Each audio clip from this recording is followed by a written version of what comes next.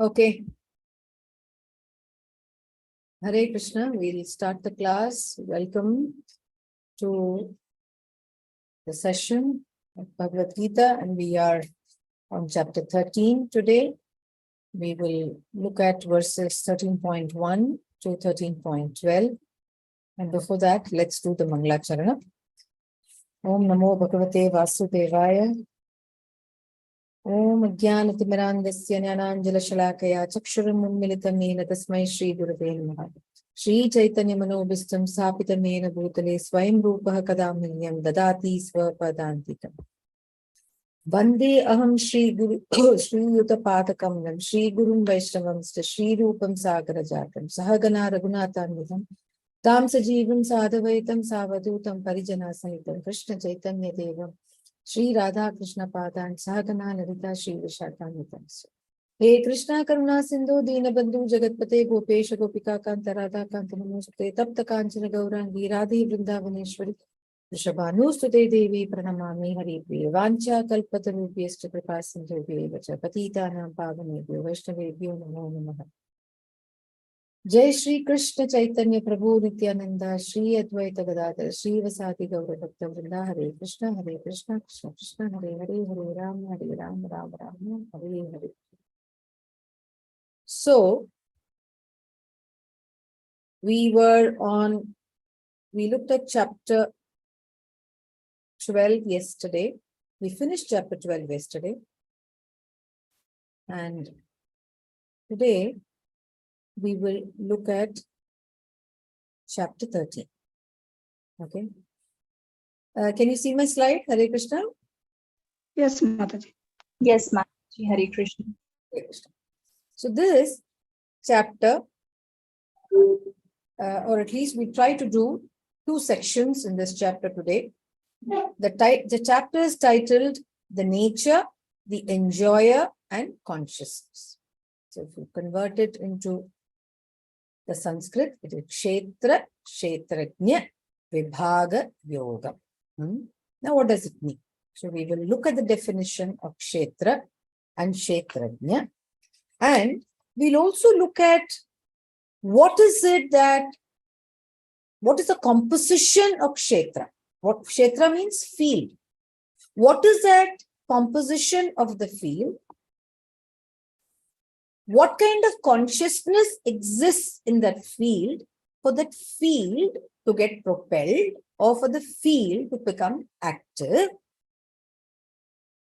So we're going to look at the field, the composition of that field, consciousness, and what kind of consciousness exists, what is Vidya, that is what is knowledge, and what is ignorance, what is Vidya and what is Avidya, and what is the reason or the cause for the field to develop or for a certain body type to get formed. Okay. And then what is the process of knowledge?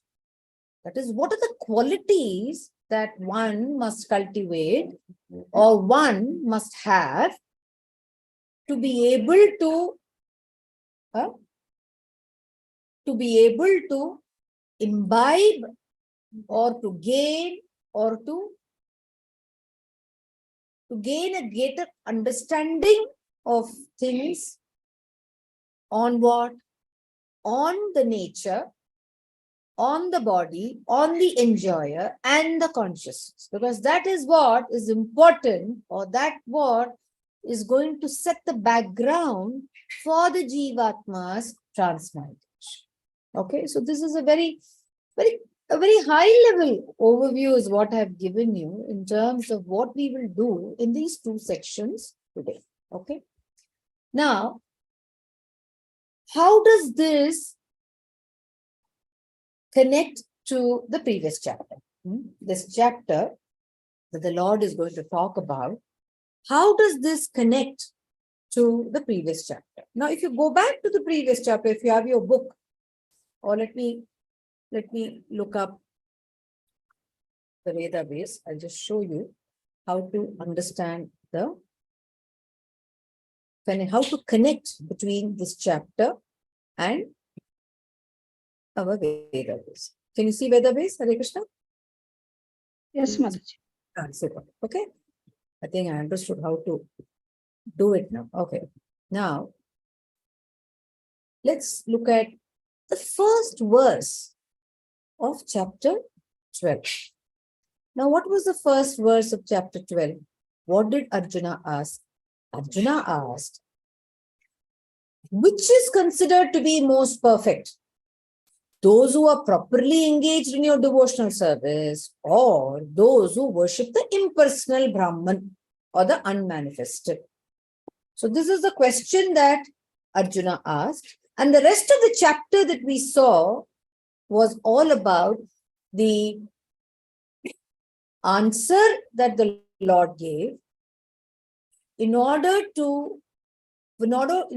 for us to kind of understand between personal form of worship, which has the devotional element, and the impersonal form of worship, which also has faith, but that faith is not one that a personalist engages in.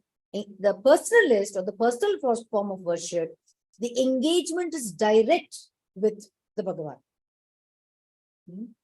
Whereas in the impersonal form of worship, they kind of figure out their own way of discovering their path of understanding that supreme consciousness through varieties of austerities that are listed as part of the Dhyana Yoga. They follow the Ashtanga Yoga process. The Lord says, hey Arjuna, and through Arjuna, he is telling her, both the paths are okay. As long as you have your determination in place, both are okay. But at the end of it, it was clear that even in the impersonal form of worship, they ultimately have to have that faith or enter or engage in that undeterred form of connection with the Lord through bhakti. If that is not there, that even the impersonalist will find it difficult to achieve his goal. What is the goal of any jivatma or any person? The goal of any jivatma is to ultimately reach the supreme abode of the Lord. So to reach the supreme abode of the Lord, you need to engage with that Lord directly. So even an impersonalist finally has to come to the path of the personalist. Okay. And as the chapter progressed, we saw a variety of things that was expressed as part of personal worship and the impersonal worship. And then we also talked about what are the various progressive stages of bhakti. Bhakti, each one of us will be at different states in our level of consciousness, of understanding of the scriptures, and as well as of our faith. The faith may be very different. Some may be there, some may not be there, and some may be somewhere in between being not there and being there. So each one has their own level of awareness with respect to the faith that they want to engage, that they want to kind of have in terms of their engagement with that supreme consciousness. So we also saw that. And then finally, the Lord also listed around 31 qualities that are something that he really likes, that he looks forward in a devotee, or it can be both ways. The 30 qualities which the Lord loves in his devotees, and the 30 qualities or 31 qualities that automatically come, that's what we saw. We saw the Swarupa Lakshana and the Tathastha Lakshana. When you engage in devotee, these 31 qualities automatically come in, because devotion is that power, or it is that kind of that invisible thread that connects you to the supreme consciousness, and therefore you automatically also imbibe those qualities that the supreme consciousness has. which is what we said, devotion leads to these qualities, which we said are the ancillary benefit of devotion. Devotion, none, definitely gives you that joy, that bliss, that happiness. But alongside with that, it also gives you a whole set of things that was listed from in 12.13 to 12.20, which was all about, right from, control over oneself and control over various kinds of, habits and emotions of a person, and as well as how they stay away from things that are contaminating to the body, mind, and intellect, or anything that comes in the way of the path of their journey on the path of devotion. So here, finally, what did the Lord say? Okay, there are different stages of bhakti. Then he's also talked about, he said, follow anything that you want, but do some. But finally, what did he say in text 20? Finally, in text 20, he said, the translation is, those who follow this imperishable path of universe, devotional service. This is for a true bhakta, a devotee who engages with the Bhagavan. And who is that? Anyone who follows this devotional service, as we spoke yesterday, is imperishable. It starts from wherever you leave. So therefore, it is imperishable. And who completely engage themselves with faith, making me the supreme goal, is very, very clear. Finally, ended by saying that the true bhakti is all about having Krishna at the center of everything and doing everything for Krishna. Doing everything for Krishna and keeping Krishna in everything that we do. Okay? So that's how it ended. So he really exalted the personal worship of the Lord. Okay?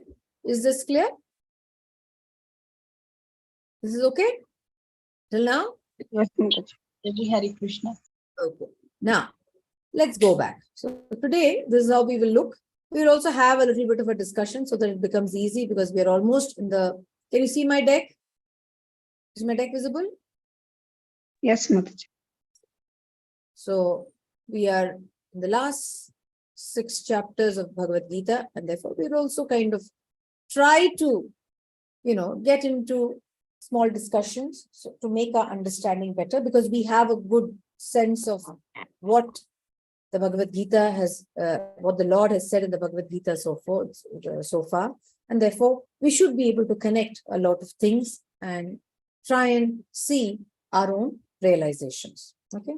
So now, in the first 6 chapters of the Bhagavad Gita, the Lord spoke about Karma Yoga. He said everyone has to do their duty. Because if you remember in the first chapter and up to the 7 verses of the second chapter, Arjuna was highly confused. He wanted to run away from the battlefield.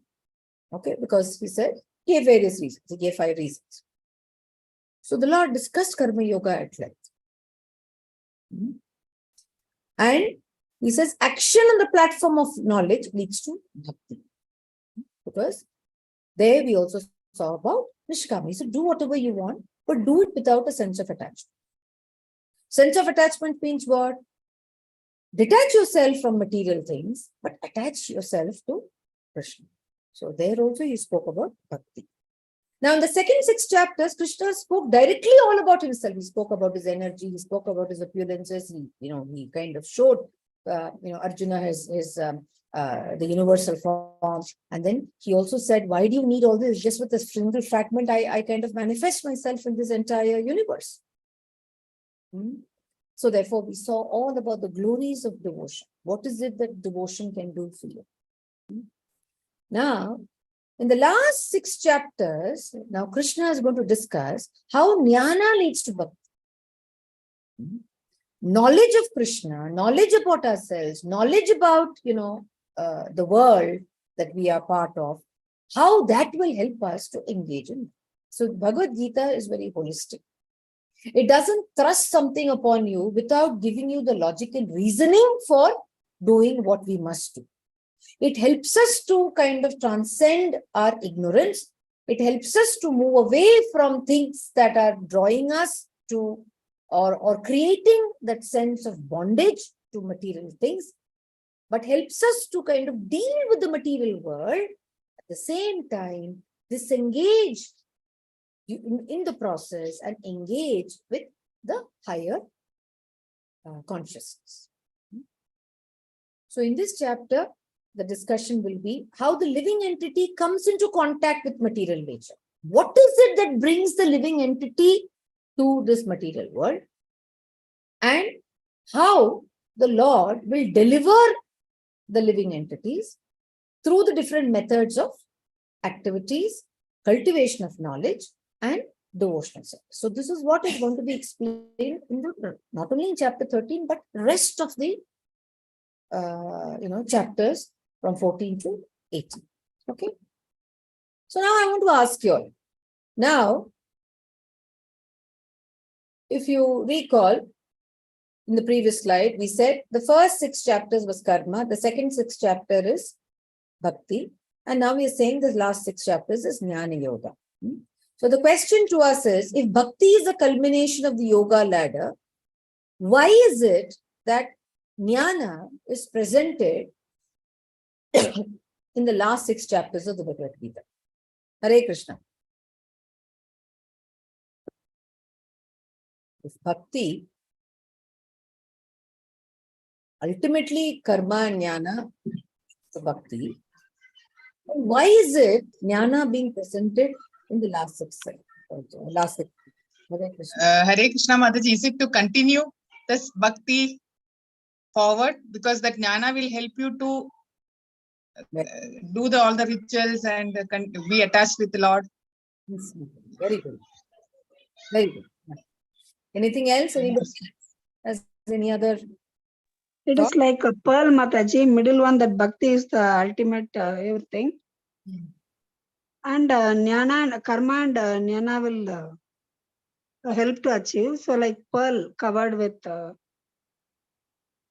like a treasure box. Okay. The treasure is bhakti. The other things are starting, and the other ways to achieve that bhakti, Mataji. Okay. Any other?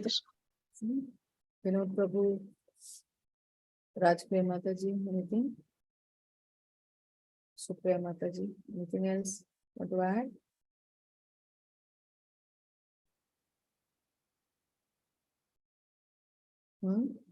So let's see what the answer is. Can you see my slide? Yes, Mataji. Here is the thing. If bhakti is the culmination of the yoga ladder, why is jnana presented after the section of bhakti? So this was the question that we just saw.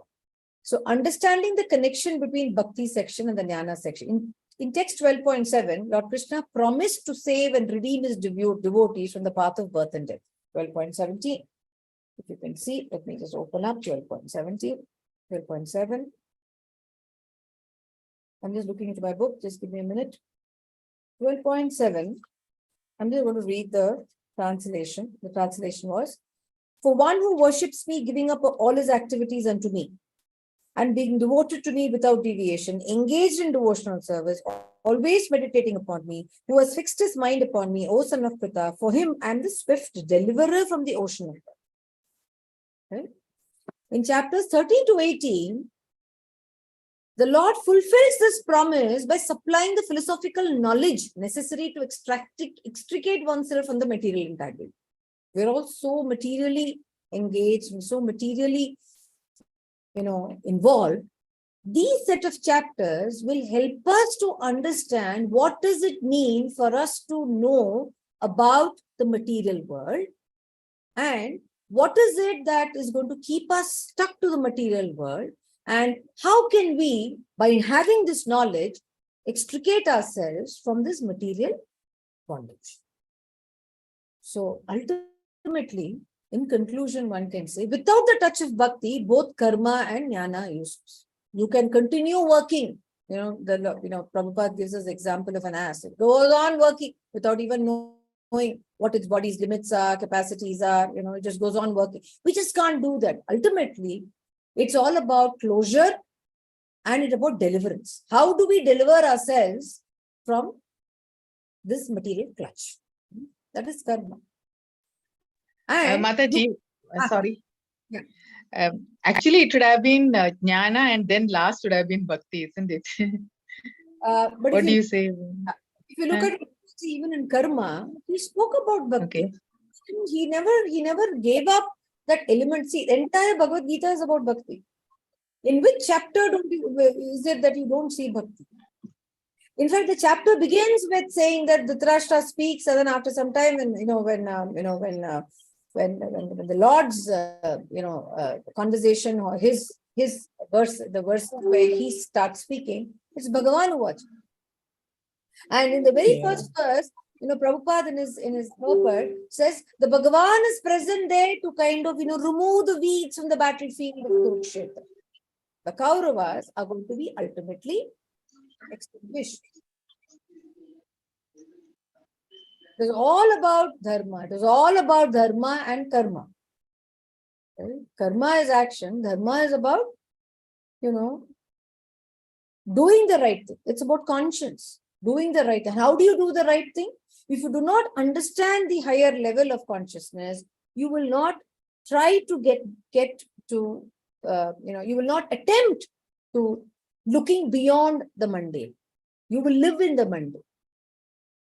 And jnana, you can have all the kind of, I may have the best of books and I may have, the best of teachers teaching me and everything may be the best that is available to me.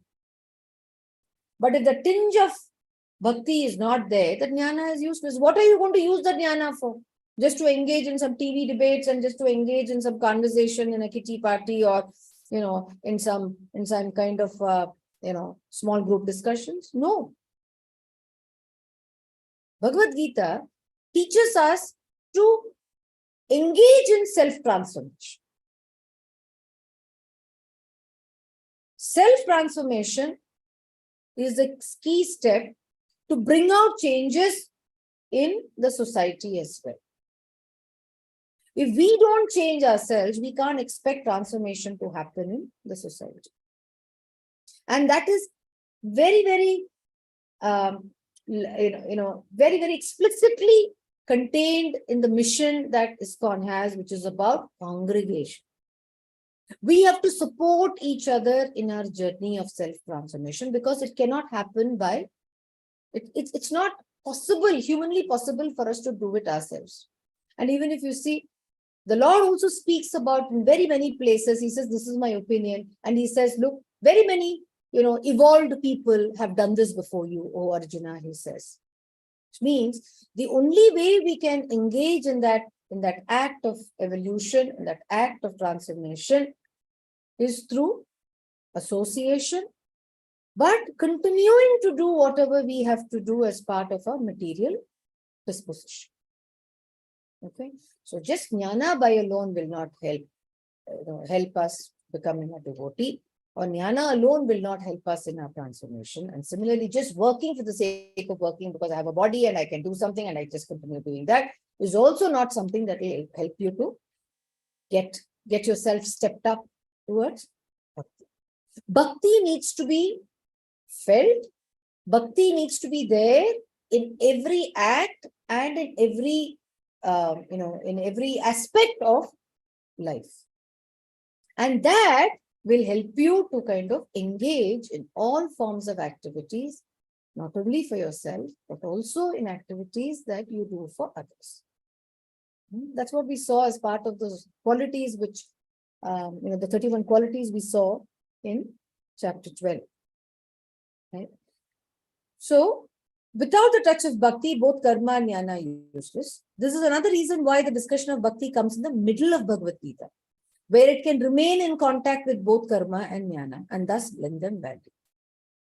Now, each time, you read this, or as we progress in these 6 chapters, you will really be able to relate to all that the Lord said in the middle 6 chapters and as well as in the previous chapters of Karma Yoga as well. You will see as we progress, because you'll be able to really connect all the dots and you will start relishing and enjoying every aspect of the jnana that is going to be presented in these 6 chapters.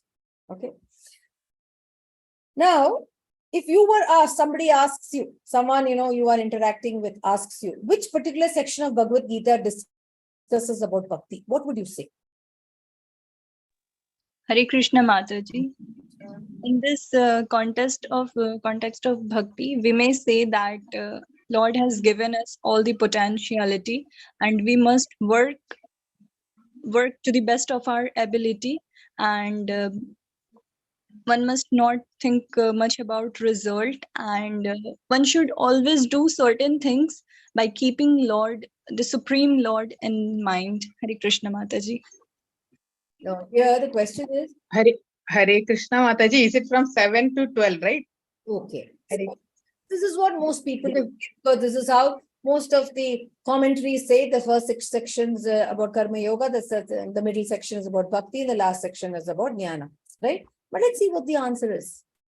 We call this section the Jnana Yoga section, but in truth, the entire Bhagavad Gita is Bhakti. Everything is about Bhakti. Yeah, true, Mataji. Yeah. Right? Hmm. Now, how is it Bhakti? The first 6 chapters discuss how to achieve Bhakti through one's work. Do your work for the Lord. That was Bhakti. Right? Then the last 6 chapters discusses how to achieve Bhakti through knowledge. The middle 6 chapters discuss knowledge about Supreme Lord and the process of Bhakti itself. So, net, the entire Bhagavad Gita is Bhakti.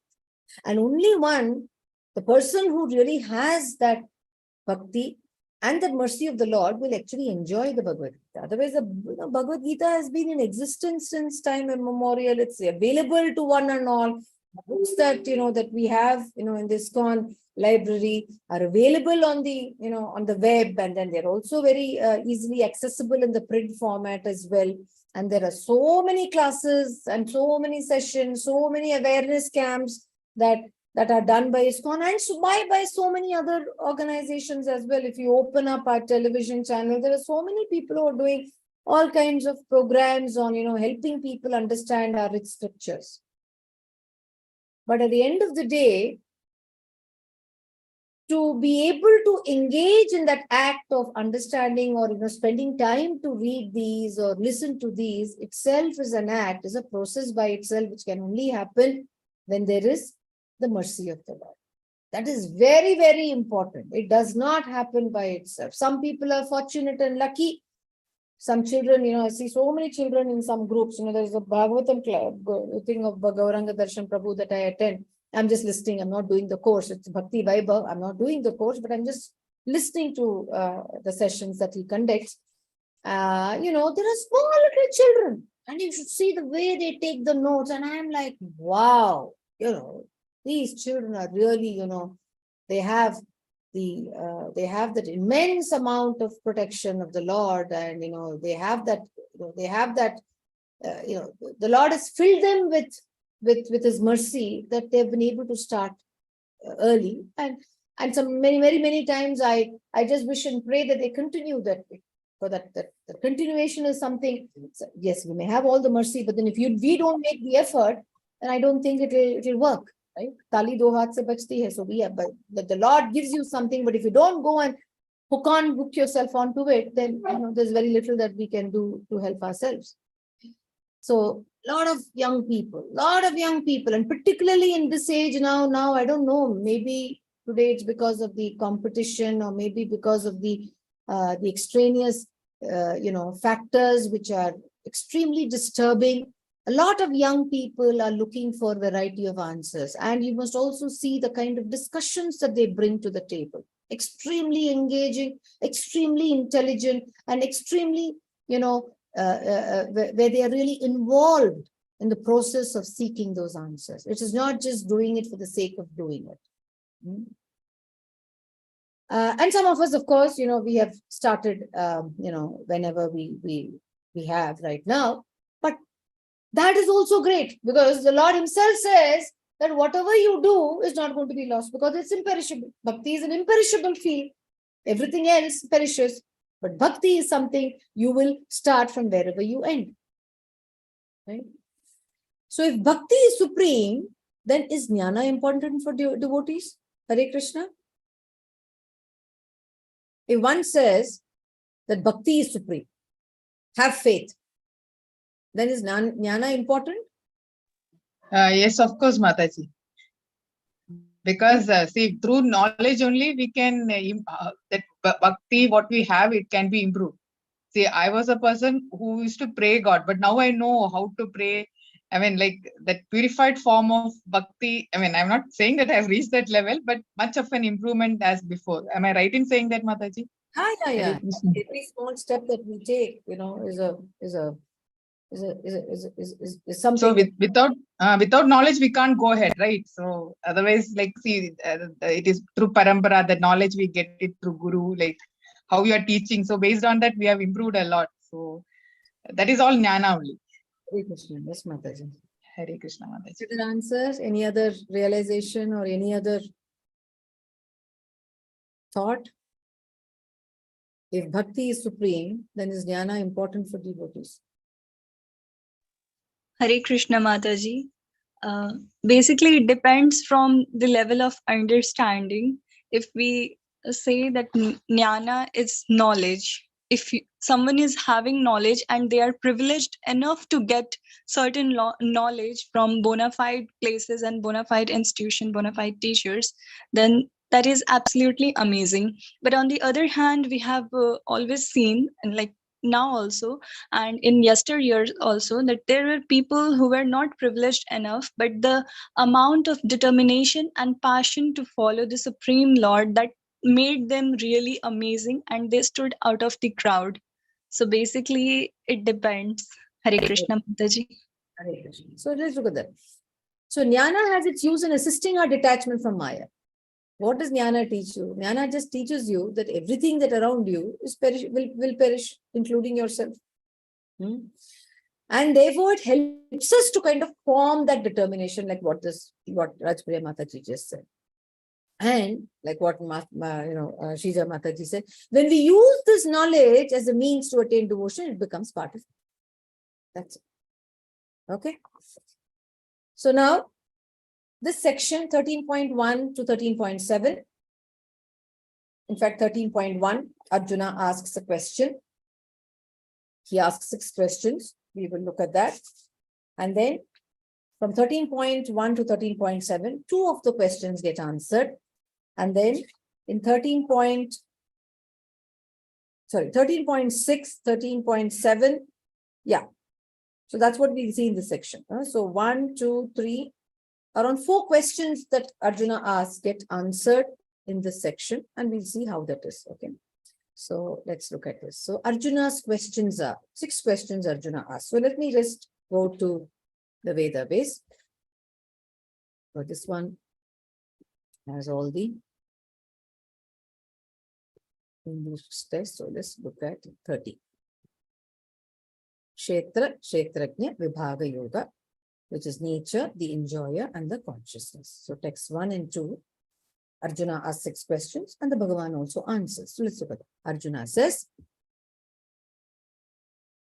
Arjuna Uvacha, Prakritim Purusham Chaiva, Kshetram Kshetranam Evacha, Etad Veditum Ichchami, Jnanam Neyam Cha Keshava. And the Bhagavan answers, Idam Shariram Kaunteya Kshetram iti abhidiyate etadyo vittitam prahuhu kshetrajna iti tat vidaha. What does it mean? The translation. Arjuna asks, my dear Krishna, I wish to know about Prakriti. Now, what do we know as Prakriti? Prakriti is nature. I wish to know about Prakriti. I wish to know about the Purusha, the enjoyer. And Kshetra, the field. The knower of the field, Kshetrajna, and of knowledge, Jnana, and the object of knowledge, Neyam. And the Supreme Personality of Godhead said, this body, O son of Kunti, is called the field. And one who knows this body is called the knower of the field. Okay. So I'm just thinking we should read, and we will stop here and there. So let's read. Okay, I think we'll read this purport and then we will discuss it. Okay. We can have 2 volunteers because it's a long purport. We can have 2 volunteers. Let me tell you from where to where. Just give me a minute. 6, 1, the long purport.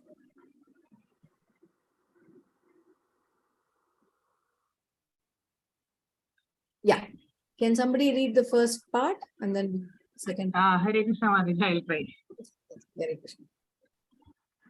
good. Arjuna was implicit about Prakriti or nature, Purusha, the enjoyer, Kshetra, the field, Kshetrajna, its knower, and of knowledge, and the object of knowledge. When he inquired about all these, Krishna said that this body is called the field, and that one who knows this body is called the knower of the field. This body is the field of activity for the conditioned soul. The conditioned soul is entrapped in material existence, and he attempts to lord over material nature. And so, according to his capacity to dominate material nature, he gets to a field of activity. That field of activity is the body. And what is the body? The body is made of senses. The conditioned soul wants to enjoy sense gratifications, and according to his capacity to enjoy sense gratification, he is offered a body or field of activity. Therefore, the body is called the Kshatriya, or the field of activity for the conditioned soul. Now, the person who identifies himself with the body is called Kshetrajna, the knower of the field. It is not very difficult to understand the difference between the field and its knower, the body and the knower of the body. Any person can consider that from childhood to old age, he undergoes so many changes of the body, and it is still one person remaining. Thus, there is a difference between the knower of the field of activity and the actual field of activity. A living conditioned soul can thus understand that he is different from the body. It is described in the beginning, Dehesmin, that the living entity is within the body, and the body is changing from childhood to boyhood, and from boyhood to the youth, and from youth to old age. And the person who owns the body knows that the body is changing. The owner is distinctly Kshetrajna. Sometimes we understand that I am happy, I am mad, I am a woman, I am a dog, I am a cat. These are the knowers. The knower is different from the field. Although we use many articles, our clothes, etc., we know that we are different from the things used. Similarly, we also understand by a little contemplation that we are different from the body. Hare Krishna. Thank you. Hare Krishna Mataji. So in this paragraph, there are a lot of important points if you're reading. This body is Kshetra, the field. Now, each one of us, each of the Jivatmas, get a field according to its mental concoctions, which are made up of the samskaras and its desires. Based on our desires, the cause, that is the cause. The desire or your samskaras become the cause for you to get a certain type of a body. Now, what is this body? This body is material. It is made up of gross elements. We saw those 5 gross elements, which we will also read in detail in the next verses. The 5 gross elements make up every body. They are called the gross body. And then you have the subtle body. What is the subtle body? The subtle gross body can be seen by you. The gross body can be seen by others. It's gross, right? And the gross by itself is just matter. Now, the Lord in the previous chapters also said, the subtle body is also matter. What is the subtle body? He said that's the inferior energy, if you remember. He says the 5 elements plus mind, mind, intellect, and ego, and as well as the gunas, he said, are all in the inferior energy of the Lord. Remember the 8 energies that the Lord spoke about? So there is mind, intellect, and what is it called? The Prakriti. He said all of that is the inferior energy of the Lord, right? So now the mind, intellect, and is called the subtle body. Now the subtle body is only known to you. What I am thinking right now, how much of knowledge I have, how much of capacity I have to imbibe certain things, or what I know is known only to me. Maybe it is known to people in a minor form of it, but others can't know me in terms of how my emotions work, how my emotions operate, in what situation, how I act. Only I know, and you know how you will do the same. So each one of us, the subtle is known only by the self. Who is that self? The person who is the owner of that body. Then that is called the Sthula Sharira is the gross body. Sukshma Sharira is your subtle body. And then you have the causal body. What is the causal body? The causal body is the seed. The seed which gives you the gross and subtle. It is a kind of a bridge between the gross and the subtle and your consciousness. What is the consciousness? That is the spirit that exists within you, which is the Atma. So if you really look at it, the body is, the composition of the body is matter plus consciousness. What does matter have? Matter has gross, the subtle, and the causal body. Yeah, the gross, the subtle, and the causal body, or the Stula, Sukshma, and the Karana Sharira. So that forms matter. Body is equal to matter plus consciousness. Now, body minus matter is consciousness. The moment you know what this body is, and you know it is only matter, and you know that it is perishable, then automatically what is left is that pure consciousness, which is as pure in quality of the Paramatma or the Param. Did you get it?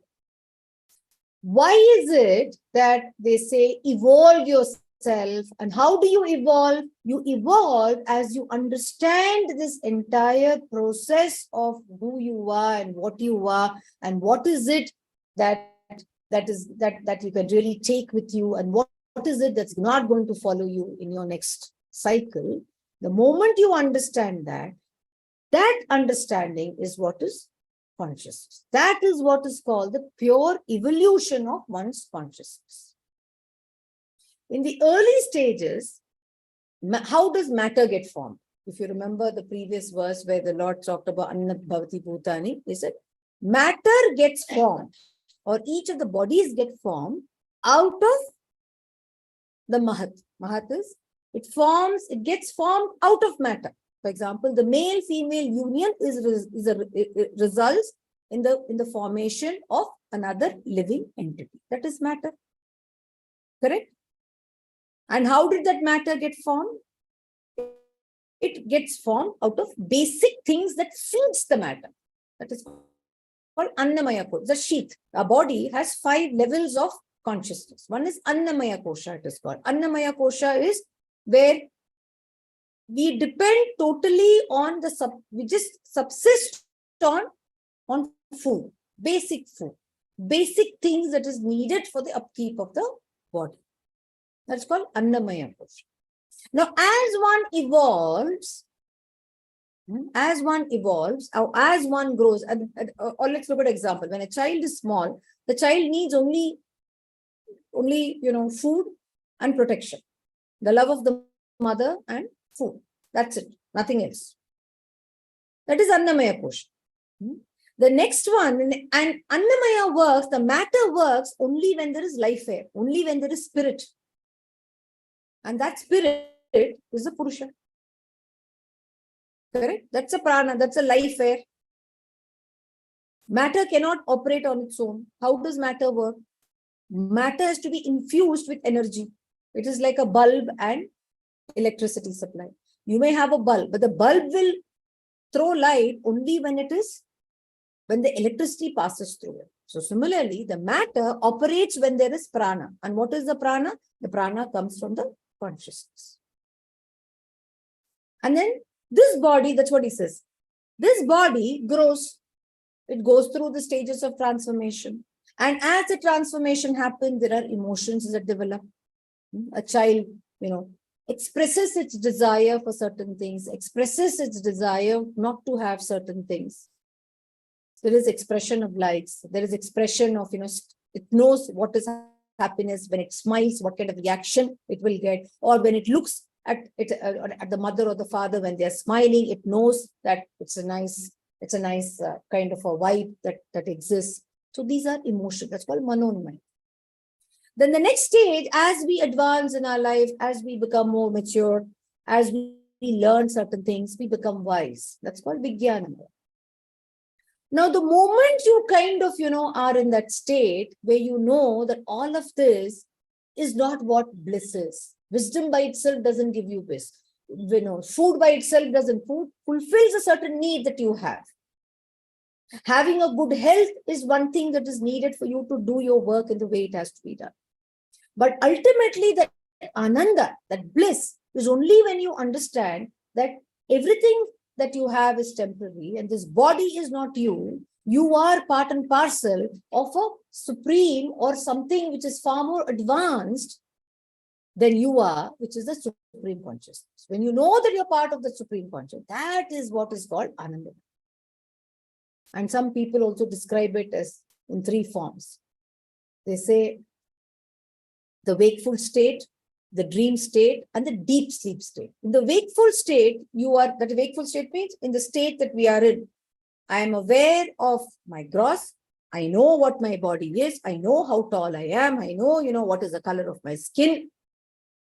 I know what my likes and dislikes are. I know how much I know, and I also know what I don't know, or maybe what I don't know, maybe my ignorance, but I know, I know these things. Right? So that is supposed to be in the wakeful state. But when you are in the dream state, you are not aware of that gross. You are in the dream state. You're working more in the subtle state.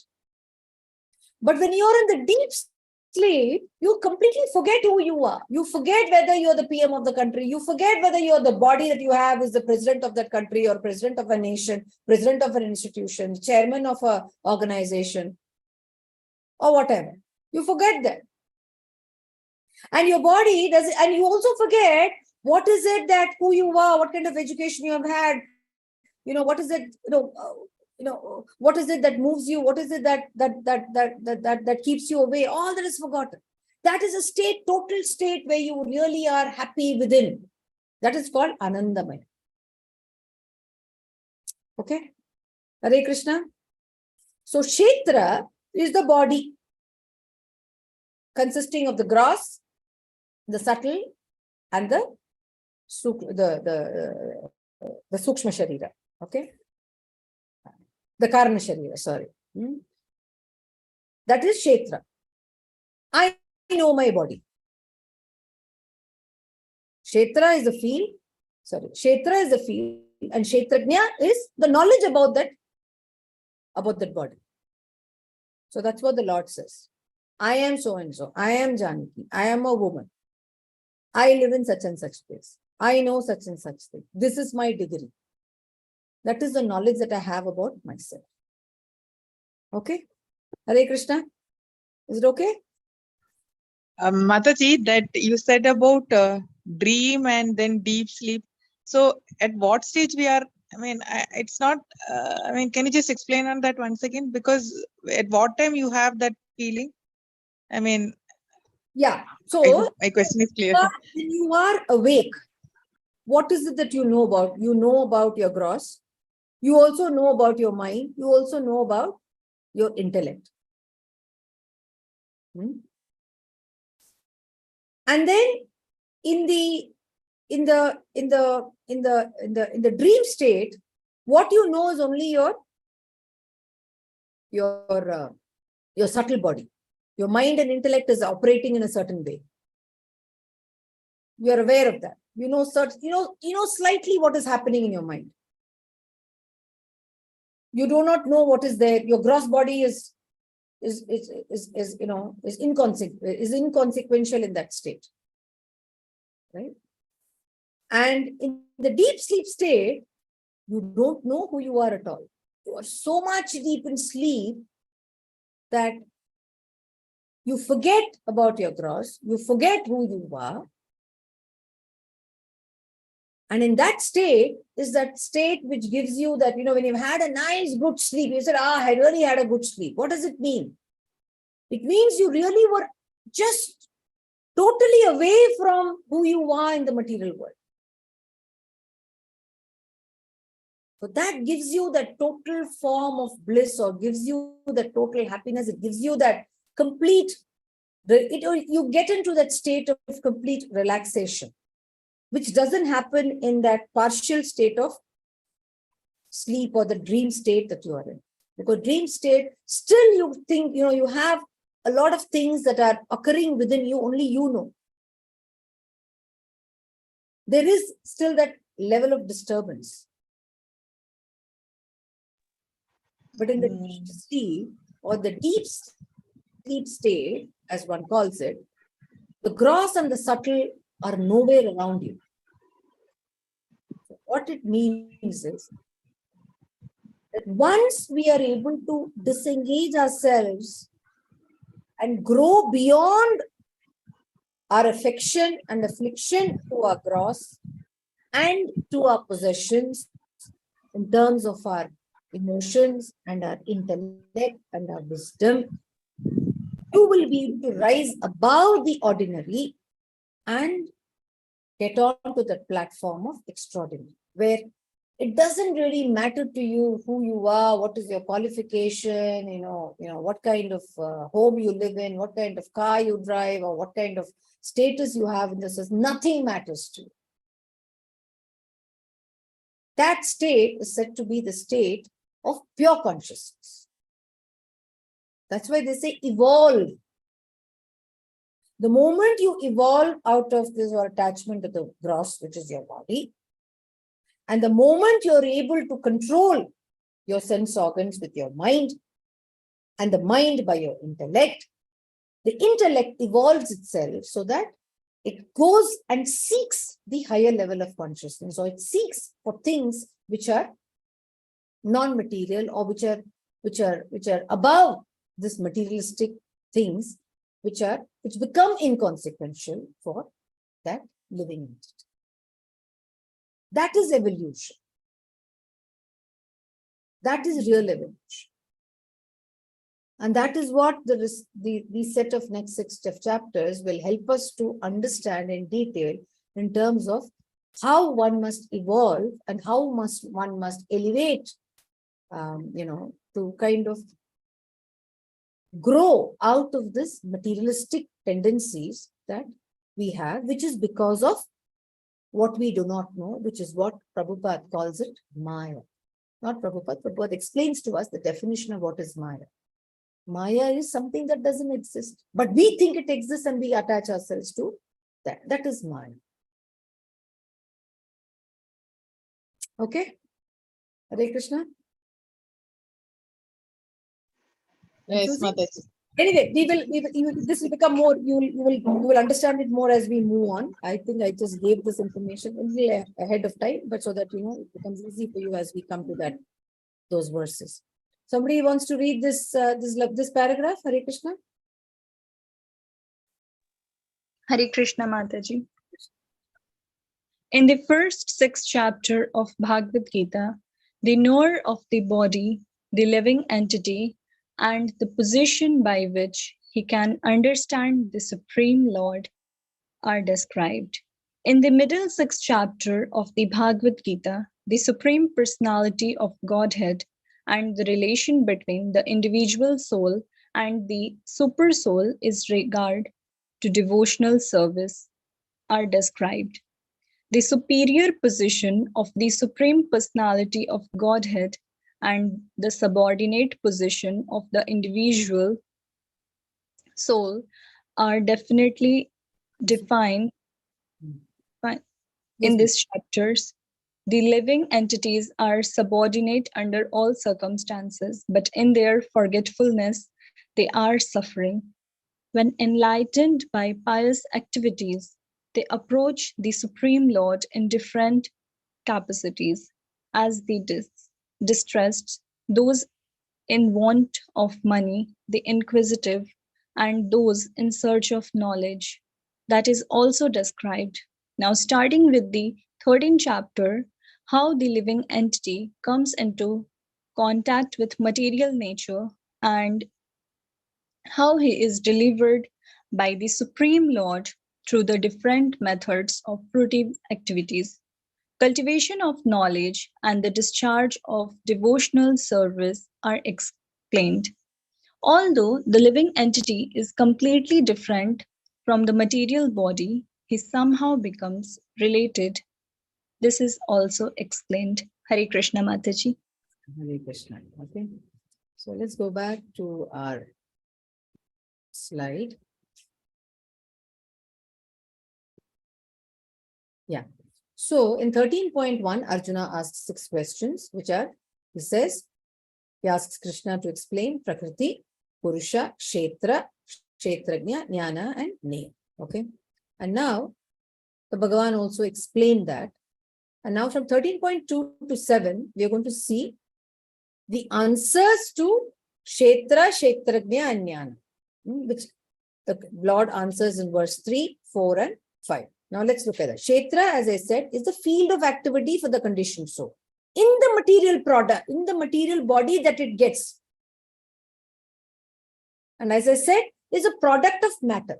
The body that we have is a product of matter. Why is it a product of matter? Because everything that creates the body also comes from another body which is made of matter. Now the knower of the body is the individual soul. Who knows this body? I told you this gross body is known to me. My subtle body is known to me. The gross body may be known to somebody else also. But the subtle body is only known to me. He is different from the body and its proprietor. But the knower, actually speaking, if you really understand our scriptures well, the Lord has said, you are not the body, you are the soul. Okay. The moment we understand that, that's when our detachment from this body will become easy. Kshetra, the field, is non-permanent material thing. However, Kshetrajna, the soul, is eternal. This body, which is a product of matter, is temporary. But the soul, which is entrapped in this body, is eternal. It takes different bodies based on its desires. Those who think that the body is self are not the knowers. But one who, if I think I am this body, then I am highly grossly mistaken. Because this body is a temporary dress that is given to me because I wanted to fulfill certain desires and therefore have got it. Since they do not know the real nature and functions of the body. Now, Kshetrajna, it is said, Krishna is also Kshetrajna. Because there is Paramatma in every jiva, that is there in every body of every living entity. So while I know my body, we also need to understand there is somebody else who also keeps a watch on this body. And not only on this body, but on the bodies of all the creations in the cosmos. So what is Jnana? Jnana, therefore, is the perfect knowledge of the material body and its knowers. One who is in knowledge is the one who knows that this body is temporary and it's his own soul that knows this field, which is the body that has been given to the given to the soul. And along with that soul, there is also the super soul who is a resident in that body. That is Jnana. So which means whenever we afflict pain on ourselves or on others, we must understand that we are not only afflicting pain on the soul, but also on the Paramatma, who is a resident of this body as well. And many times, if we also know that who keeps track of our karma? There is someone who is overseeing you. Now, who is there to support you when you have problems? There is somebody who's there with you when there is one Prabhuji was saying that when Draupadi went through the harassment and an onslaught on her modesty in the courtroom, she was going to each and every one in that hall, right, starting from Bhishma onwards. And then finally, when she knew that even everybody, including her husbands, were completely, were useless or were just not in any position to help her, she calls out to Lord Krishna. She says, "Hey Dwaraka-Purivasa."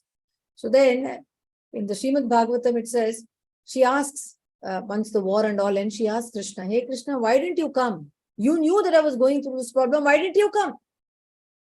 So Krishna jokingly said, no, you said Dwaraka-Purivasa. Had you said Hridaya-Palivasa, I would have been there with you, right next to you. It's just in jest. But what it means is that it's not that the Lord came from Dwaraka. She called it Dwaraka, but the Lord was there.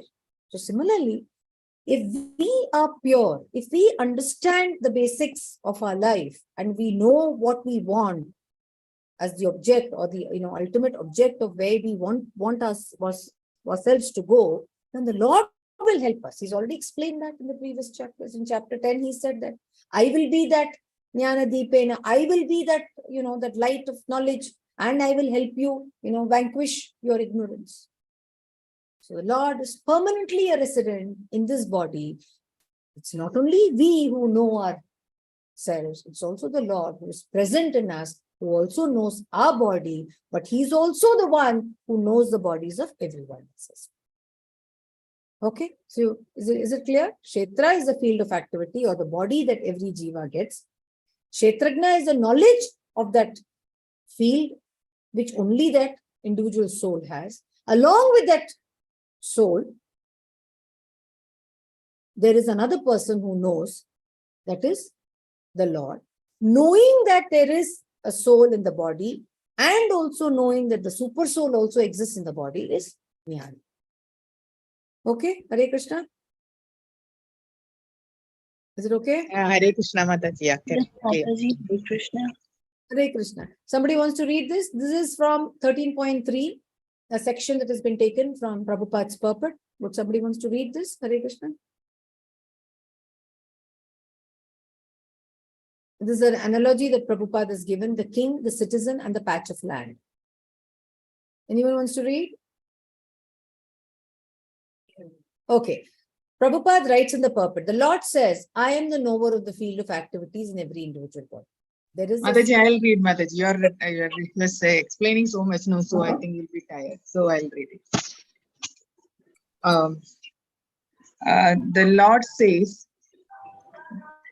The Lord says, I am the knower of the field of activities in every individual body. The individual may be the knower of his own body. Thank you. Well, Prabhu, you have to put yourself on mute. Yeah. Yes, Mataji. Yeah, Prabhu is reading, huh? Okay. He is on No. just No, yeah, okay. The Lord says, I am the knower of the field of Mataji, activities. I'm traveling. Sorry. no problem, Prabhu. Huh. I am the knower of the field of activities in every individual body. The individuals may be the knower of his own body, but he is not in knowledge of other bodies. The Supreme Personality of Godhead, who is present as the Super Soul in all bodies, knows everything about all bodies. He knows all the different bodies of all the various species of life. A citizen may know everything but his patch of land, but the king knows not only his palace, but all the properties possessed by the individual citizen. Similarly, one may be the proprietor of the body individually, but the Supreme Lord is a proprietor of all bodies. The king is the original proprietor of the kingdom, and the citizen is the secondary proprietor. Similarly, the Supreme Lord is the supreme proprietor of all bodies. Can I continue, Mataji? Yeah, no, that's all, Bharat. This is all. Yeah, So, very nice. we are the proprietors of we think we are the proprietors, but we need to understand there's a supreme proprietor of all the bodies, including us. So that thought will actually know or will help us to understand our significance and our relationship with that supreme Lord. So every species is as important and as significant to the Supreme Lord as much as we think we are important to ourselves. Okay. Now, in 13.5, Krishna quotes various authorities. So let's go to 13.5. Okay. Now 13.4, let's go to 13.4. We have jumped. Let me go back to.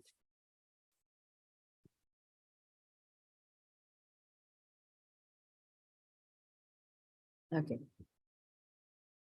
Now, this is what we just read. We just read a paragraph from what Prabhupada said. So the Lord says, this was 13.3. O scion of Bharata, you should understand that I am also the knower in all the bodies. And to understand this body and its knower is called knowledge. This is my opinion. Very, very humble the Lord has been. So this teaches how humility plays a great role in being a guru, in being a teacher, and also, the Lord himself can be humble, and we are his, we are a tiny morsel of the Supreme Lord. There's no reason why we shouldn't actually consider that element or that quality of humility in each of us. The Lord says, this is my opinion. Time and again, if you really see, he's not thrusting something on it. So he just gives it, he leaves it for you to do that self-introspection. He doesn't force down anything upon anyone. He has given us that independence. At the same time, he's also putting a disclaimer saying that I am there for you. So it is up to us to see how we want to seek that Supreme Personality's support. Now, the Lord says, now please hear my brief description of this field of activity, how it is constituted, what its changes are, how is it produced, and who that knower of the field of activities is, and what his influence are. We must read this perfect, okay? Anyone wants to read? Okay, I'll just read it because it's a short one. The Lord is describing the field of activities. Mataji, you read the next one because it's a long one. The Lord is describing the field of activities and the knower of the field of activities. The field of activities you already described. The knower of the field is the soul and the super soul, and in their constitutional position. What does he mean by constitutional position? Constitutional position means I know my body, but the super soul knows all the bodies. One has to know how this body is constituted, the materials of which this body is made of, under whose control this body is working, how the changes are taking place, where from the changes are coming, what are the causes, what are the reasons, what is the ultimate goal of the individual soul, and what actual form the individual soul is. One should also know the distinction between the individual living soul and the super soul, their different influences, their potentials, etc. One just has to understand the Bhagavad Gita directly from the description given by the Supreme Personality of Godhead, and all this will be clarified. But this, one should be careful not to consider the Supreme Personality of Godhead in everybody to be one with the individuals. Very, very clearly, Prabhupada says, while the Supreme Soul or the Super Soul exists in every body, it is not the same as the Jivatma. The Jivatma is part and parcel of the Supreme Soul. The Supreme Soul is unique because he is the Super Soul of the entire universe. We are part and parcel of that Lord. We share similarities with respect to the quality, but not in terms of quantity. Okay. So this, Prabhupada says, is very, very important. Now let's go to the next verse, 13.5. Now he says, the knowledge of the field of activities and the knower of activities is described by various sages. Now, why is he saying this? We'll discover that in various Vedic writings. It is specially presented in Vedanta Sutra with all the reasoning as to the cause and effect. We're going to read this entire purport, but the Lord says that that it has been known to the various sages is because the Bhagavad Gita is spoken by the Lord in the Dwapara Yuga when he came down, to kind of to establish dharma. But otherwise, our Vedic scriptures have been in existence in time immemorial. So he says that very many people have actually known this, learned this, and executed this knowledge to help them sever or to help them get detached from the material world and seek the higher level of consciousness. That's why he uses this word. Sometimes people get worried, why is the Lord why is he saying that the opinions of sages matters? No, what he means is that this knowledge is not a new knowledge. It has been in existence in time since times, and people have made use of it, and it's up to us now to kind of use this knowledge for our own benefits and our own evolution as well. Okay. So let's read this purport. It's a long purport, so we can take turns. Hare Krishna. Hare Krishna, Mataji. Yes, Mataji. The Supreme Personality of Godhead, Krishna, is the highest authority in explaining this knowledge still. As a matter of course, learned scholars and standard authorities always give evidence from previous authorities. Krishna is explaining this most controversial point regarding the duality and non-duality of the soul and the Supreme Soul by referring to a scripture, the Vedanta, which is accepted as authority.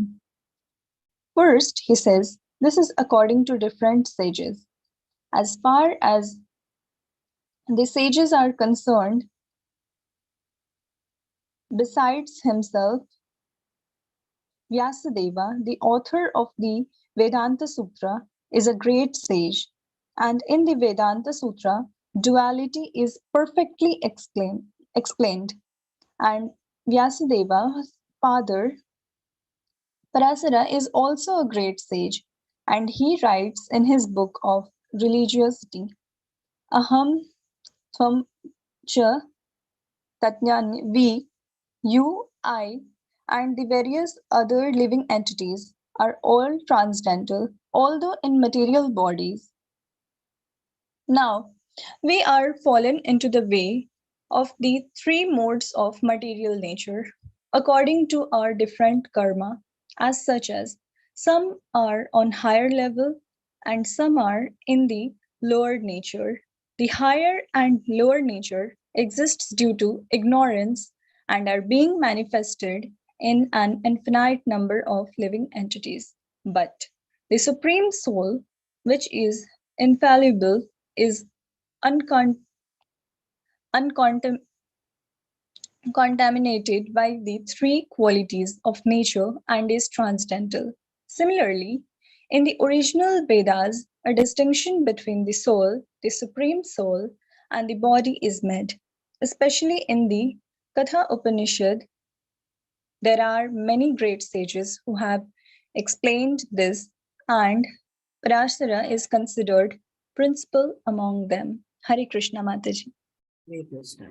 So did you understand this verse, this particular purport, Hare Krishna? Yes, Mataji. Everyone? Yes, ma'am. Yes, small kind of an explanation would be good, Mataji. So what Prabhupada says here is that, look, each one of us, the body that we get is based on our past actions. It's based on that we are placed at different, in different categories, higher and lower. People who are fearless and who are perfect are the ones who get all those bodies of demigods and all that stuff. And accordingly, the degradation happens. These are all our past vasanas, if you remember. Okay. But please understand, this jnana also helps us to overcome those vasanas in the current body that we get, especially the human body that we get, is the last opportunity, or probably is the best opportunity that one has to kind of overcome or transcend all those shortcomings which are actually pulling us into this material realm of world. And the Lord also promises us that you can begin from wherever you end. And he says, if you develop the right qualities, and if you kind of are able to kind of engage in the right form of association with the Supreme Lord, then he helps you to kind of overcome your shortcomings by giving you births, or by giving you those kind of platforms where you can completely free yourselves from all those kind of material bondage or material things that are actually keeping you tied to this material world.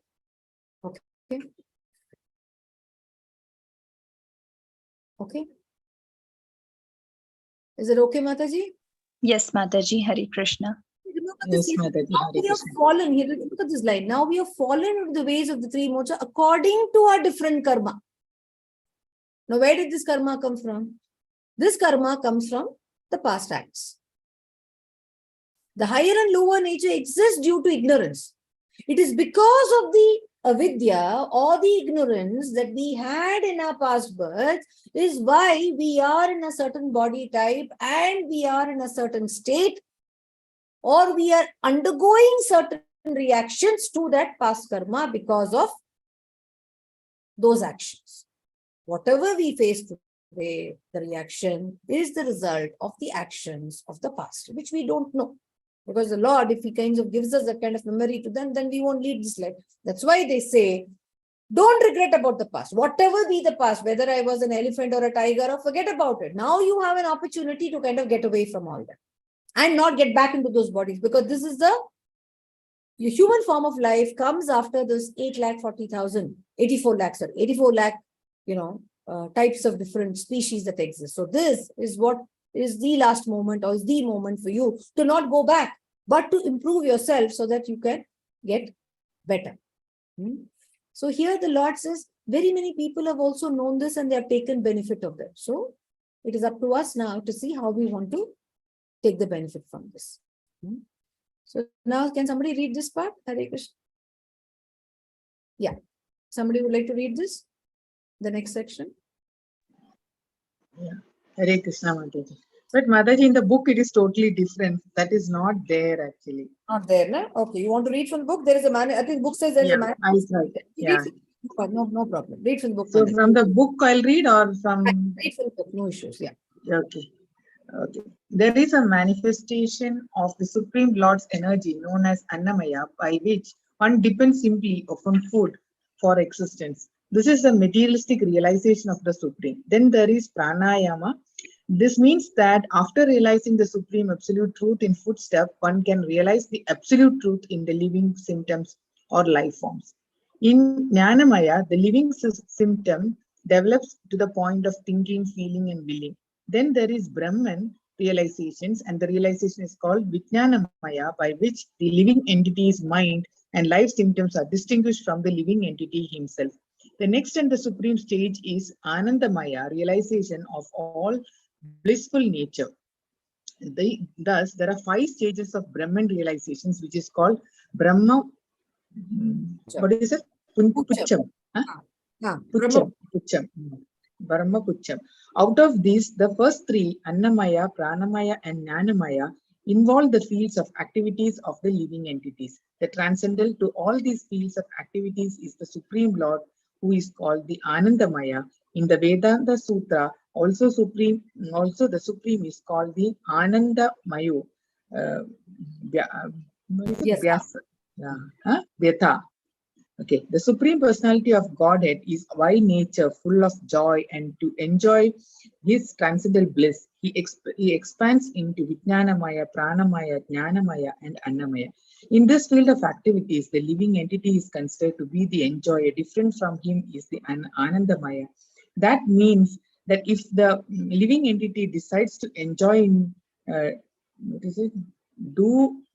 without feeling.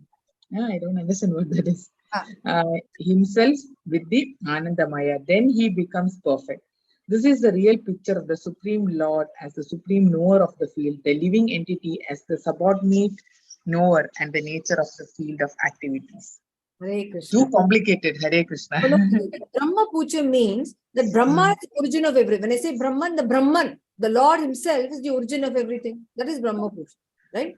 So there are different stages that we have to go through as part of understanding or elevating ourselves or evolving ourselves. The earlier stages, as I told you, is the Annamaya stage, where you're just a product of matter. Now, this matter gets activated when there is prana. That prana is what is called consciousness. Okay. So in that prana stage is when you are really realize who you are and you realize your body and your field. That is, the body is your field, right? You get an understanding of the field, and you also know what is it, what is it that you are capable of doing. That is that Annamaya, Pranamaya is a very basic stage of life, where you just subsist on food, and you also subsist on, doing things that are very, very basic, doing your basic level of activities for sustenance. Okay. And then as you evolve, as the body undergoes changes, as the evolution happens by way of your growth and by way of any form of other form of education and awareness that comes about as part of the growth, then you kind of, you develop, likes and dislikes, which is what is the Manonmaya stage. And then the next development is Vijnana, where you kind of, start using your logic and reasoning to kind of understand your likes and dislikes better, and also to hold a position in such a way that you are not becoming a slave to the slave of your body or slave of your desires. So you kind of have that control over your mind and control over your body and your bodily desires. Okay, that is the stage of Vijnanamaya. And the last stage is Anandamaya. Anandamaya is the stage where you are completely away from, where you're even more advanced you go beyond the stage of intellect, where you do your work that is needed to be done, where you use your wisdom for the purpose of engaging in the material activities, but your sole aim is to kind of go back home, back to Godhead, and nothing that happens to the body, you're not affected by pain, you're not affected by pleasure that the body feels, or you're not affected by your emotions. Remember all the things that you're not affected by honor, you're not affected by infamy, you're not affected by envy, you're not affected by any form of enmity. You look upon everyone with an equal kind of a disposition, so nothing affects you. So you're above all that. You know that this material form of education or the material form of jnana that you have developed is more for the material world, but you know that there's another world that awaits you, or that realm, which is the spiritual realm, is something that you need to help yourself to kind of embark, and that is the Anandamaya stage. And that Anandamaya stage is that pure consciousness stage. What is it, pure consciousness? That pure consciousness is a stage which is full of knowledge, which is full of bliss. And if you want to get onto the stage, Prabhupada says, you have to dovetail all your activities. You have to kind of attach all that you do, all the work that you do, all the knowledge that you do for the sake of Krishna. And you can do it for Krishna either by your karma, or by way of, working for Krishna, or by helping,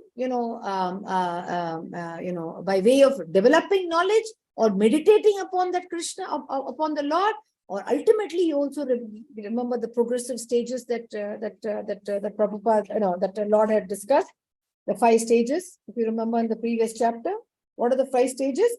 One is you work for, you work for Krishna. If that is difficult, what did he say? He says you do practice. You kind of do abhyasa. What is it, abhyasa? Follow the regulative principles that are there in the Vedas, getting up early in the morning, doing your work and engaging in devotional service, etc. Even if that is difficult, he said, do jnana. Get knowledge, because knowledge will ultimately open up and it will kind of induce the taste for the Lord. And if you can't do that also, he says, do meditation. But he says, if you can't do that meditation, you kind of give up the proprietorship or the doership of the outcomes or the work that you do. You give up everything for the sake of the Lord. You remember this? Tyaga, dhyana, jnana, abhyasa. You remember this? These 5 stages that we discussed in the previous chapter. Hare Krishna. Yes, Mataji. Yes, Mataji. Yes, Mataji, Hare Krishna. That is dovetail. Anything that you do it for the sake of Lord. So therefore, whatever you do, you attach it to the Krishna. That is dovetail. Okay. Okay. So 13.6 and 7. 6 and 7 is very important. We must read, I think, yes, we must read this, because this explains in detail about what is the composition of the body. Okay, I think we will just use this slide. So, what is the body made up of? Remember, we studied it in the previous sections. The body is made up of the 5 great elements. What are the 5 great elements? They're called the Mahat, which is earth, water, fire, air, and ether. Right? Our body is also made up of that. Now, it also has senses. What are the senses? Eyes, ears, nose, tongue, and skin. These are the these are the knowledge acquiring. Through eyes, you see, through nose, you smell, you hear through your ears, and then tongue gives you the taste, and skin gives you that touch, right? You acquire, you know that when you're touching with your skin, anything hot or cold, you know it's hot or cold. That gives you, it acquires what it is meant to do, right? So these are called the sense acquiring, the knowledge acquiring senses. Now, what are the working senses? The voice, the hands, the legs, the evacuatory organ, and the organ for procreation. Now, the 5 sense objects. What is the purpose of those senses? Ears, eye, nose, and thing. It is the sense objects. What are the sense objects of that? Smell, taste, form, touch, and sound. And then mind, intelligence, false ego, and the pradhana. Pradhana is your 3 modes of nature: the tamaguna, the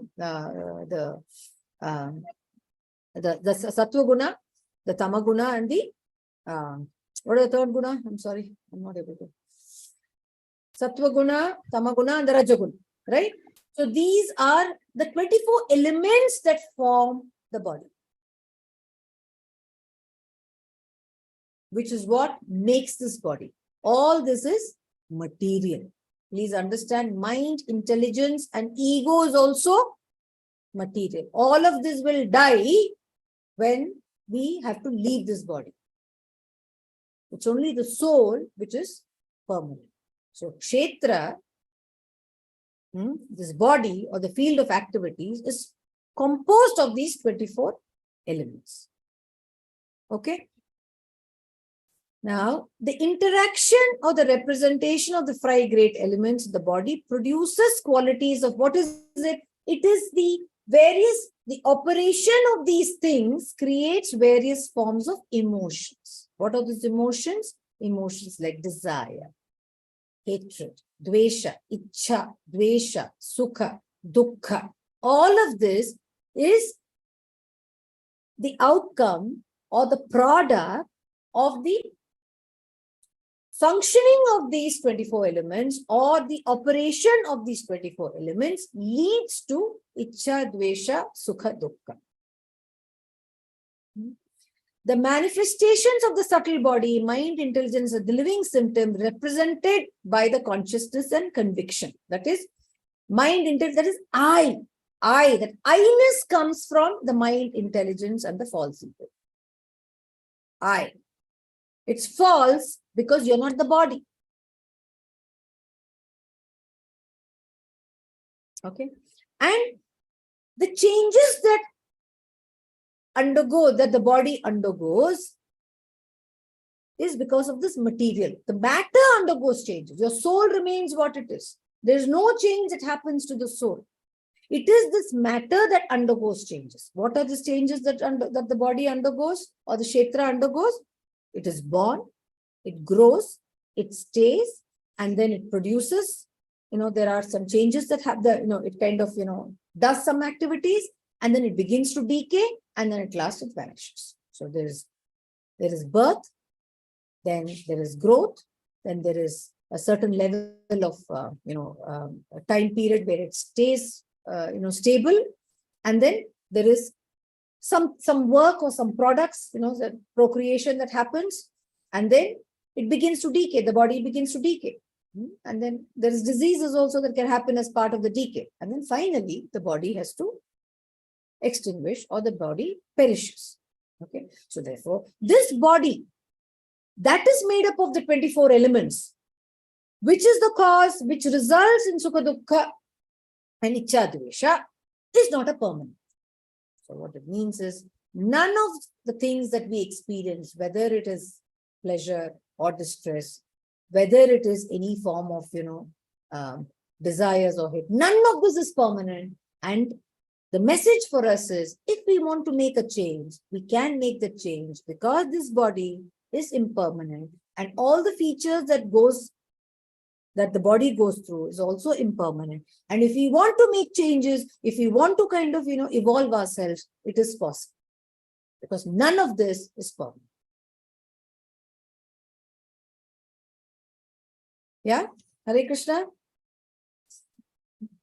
Yes, Mataji. Hare Krishna. Hare Krishna. Yeah. Does it sound a little heavy? Yeah, I think we have to read the purport once again for asking doubts. I think. Yeah. So what we'll do is we will stop here because we are reaching our time. But the next section is very nice because the Lord talks about, all the various elements of knowledge. So it's very beautiful. And the purport is also very long. So if you can read for the next class, it's 13.8 to 12, it will be nice. Just read these 20 elements only because Prabhupada has really explained it well. We can't read the whole thing in the class. It was very, very long. I think the purport itself runs to some 4 pages. So please read 13.8 to 12. And I'll try and do a quick recap of 13.1 to 13.7 in the next class. And then we'll jump to 13.8 to 12. If you have already read it, it will be just a quick revision for us. Okay? Yes, Mataji. Hare Krishna. Hare Krishna.